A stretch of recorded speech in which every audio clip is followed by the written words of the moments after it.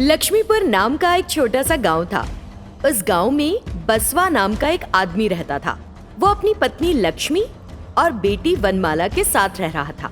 बसवा मिट्टी की मूर्तियां बनाता था और उन्हें बेचकर अपने परिवार के लिए पैसे कमाता था। बसवा एक महान भक्त था।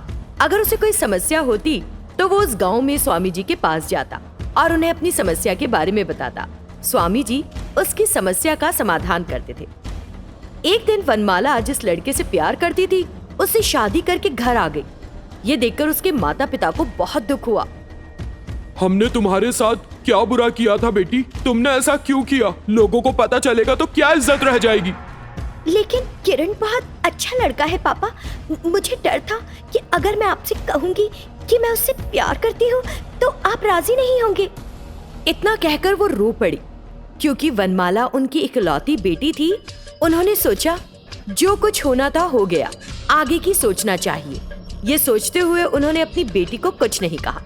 कुछ दिन बीत गए। बसवा ने एक नया घर बनाया और उसे उपहार के रूप में वनमाला और किरण को दिया। तब से वनमाला और किरण उस नए घर में रहने लगे। किरण बिना कोई काम किए घर पर ही रहता था। दूसरी तरफ बसवा अपनी सारी मेहनत की कमाई अपनी बेटी और दामाद को देने लगा था। कुछ समय और बीत गया। जैसे जैसे उम्र बढ़ रही थी, बसवा अब बहुत कम खिलौने बना पा रहा था, इसीलिए कम कमाई हो रही थी।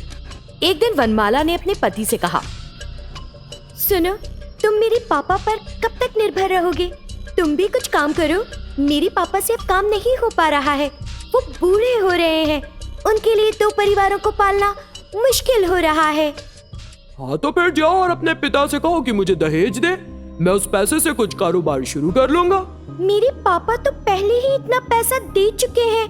अब उनके पास। तुमसे नहीं, अब मैं सीधे तुम्हारे पापा से बात करूंगा। ये कहकर वो गुस्से में अपने ससुर के घर पहुंच गया। उस समय बसवा खिलौने बना रहा था। किरण को देखकर उसने उससे पूछा, सब ठीक है ना किरण? आपकी बेटी मुझे डांट रही है कि मैं आप पर डिपेंड हूँ, जबकि ऐसा नहीं है। आपने मुझे दहेज भी नहीं दिया। मुझे कुछ पैसा दीजिए, कारोबार शुरू करना है। इस समय तो मेरे पास नहीं है पैसा।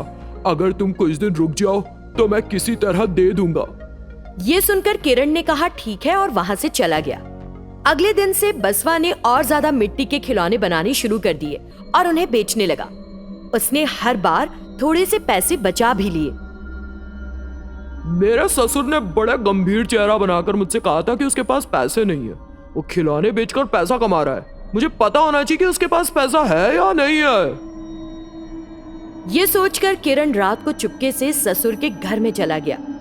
जब वो हर जगह खोज रहा था, उसने एक जगह पैसे रखे देखे। तुरंत उसने वो पैसे उठा लिए, दबे कदमों से वहां से चला गया। अगले दिन सुबह बसवा और उसकी पत्नी परेशान थे कि उनका पैसा गायब हो गया। तब बसवा स्वामी जी के पास गया और उन्हें इसके बारे में बताया। स्वामी जी ने कहा, चिंता मत करो, मैं तुम्हें एक वरदान दूंगा। उस वरदान से तुम्हारा जीवन बदल जाएगा और तुम ये भी जान लोगे कि चोर कौन है। मैं तुम्हें कुछ दे रहा हूँ। ये कहते हुए स्वामी जी ने उसे जादुई पानी दिया। तुम ये पानी अपने मिट्टी के खिलौनों पर छिड़कना जो तुम बनाते हो, फिर यहाँ होने वाला जादू देखना। बसवा ने वो जादू का पानी लिया और घर चला गया। उसने घर पर मिट्टी के खिलौनों पर वो जादू का पानी छिड़का। तुरंत वे खिलौने असल में बदल गए। ये देखकर बसवा को बहुत आश्चर्य हुआ। फिर उसने कुछ चीजें बनाई जैसे फ्रिज, बाइक आदि और उन पर जादू का पानी छिड़का। वे सभी चीजें असल की बन गई। वो उन चीजों को अपने दामाद के घर ले गया और उन्हें उपहार के रूप में दिया। सारी चीजें देखकर वनमाला की खुशी का ठिकाना नहीं रहा। लेकिन किरण ने सोचा, मैं तो इनके घर से सारा पैसा ले आया था, फिर इतना पैसा कहाँ से आ गया ससुर के पास? कुछ तो है। अगले दिन सुबह वो बसवा के घर के पास खड़ा हो गया और चुपके से देखने लगा कि वो क्या कर रहा है। तब उसने बसवा के मिट्टी के खिलौनों पर जादू का पानी डालते ही उन्हें असल में बदलते हुए देखा। ये देखकर वो बहुत हैरान हो गया और सोचा, तो ये इस पानी का जादू है, मैं इसे हासिल करके रहूंगा। उस रात एक बार फिर वो बसवा के घर में घुस गया और उस जादू के पानी को चुरा लिया। अगले दिन सुबह उसने अपने घर के खिलौनों पर उस पानी का छिड़काव किया। तब वहाँ एक सांप प्रकट हो गया। ये देखकर वो डर गया और अपने ससुर के घर भागा। सांप ने उसका पीछा किया और उस घर में घुस गया। किरण अपने ससुर के पास गया और उसे बताया कि क्या हुआ था। ससुर जी प्लीज मुझे बचा लो, मैंने गलती की है, मैं मानता हूँ, लेकिन मुझे बचा लो। उसने बसवा से विनती की। तुरंत बसवा ने स्वामी जी को अपने मन में याद किया और उस सांप पर जादुई पानी छिड़का। वो वहाँ से गायब हो गया। ससुर जी मैं बहुत शर्मिंदा हूँ, अब मुझे माफ कर दीजिए। उस दिन के बाद से वो अपने ससुर के साथ काम में लग गया। अमृतापुर नामक गांव में एक दंपत्ति शंकर और माधवी रहते थे। उस जोड़े की 2 बेटियां थी, श्यामला और नीलिमा। माधवी श्यामला की सौतेली माँ थी। श्यामला ने बचपन में ही अपनी माँ लक्ष्मी को खो दिया था, इसलिए शंकर ने माधवी से शादी कर ली थी। माधवी श्यामला और नीलिमा में बिना कोई फर्क किए प्यार से देखभाल करती थी। समय बीत रहा था। नीलिमा ने अपनी बड़ी बहन श्यामला की कभी नहीं सुनी। वो हमेशा उससे लड़ती रहती थी। माधवी देखती तो कहती,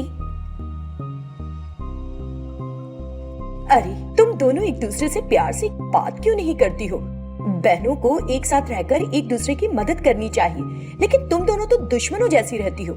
माँ, मैं उसके अच्छे के लिए समझा रही हूँ, लेकिन वो मेरी बात ही नहीं सुनती। मैं कोई छोटी बच्ची हूँ, तुमको मुझे कुछ भी बताने की कोई आवश्यकता नहीं है। इस तरह उसने गुस्से में कहा और वहाँ से चली गई। कुछ दिन बीत गए। एक दिन नीलिमा ने अपनी माँ से कहा, माँ, मैं और मेरी सहेली पद्मा आज जंगल घूमने जाएंगे। लेकिन क्यों? बस मजे के लिए माँ। ठीक है, लेकिन सावधान रहना और ज्यादा देर नहीं करना। नीलिमा ने कहा ठीक है और अपनी सहेली के साथ जंगल चली गई। जब वे जंगल में घूम रही थी तो उन्होंने एक बाघ को दहाड़ते हुए सुना। वो बेहद घबरा गई। पद्मा, पद्मा, यहाँ तो कोई बाघ दहाड़ रहा है। अगर वो हमें देख लेगा तो कच्चा चबा जाएगा। चलो भागो यहाँ से।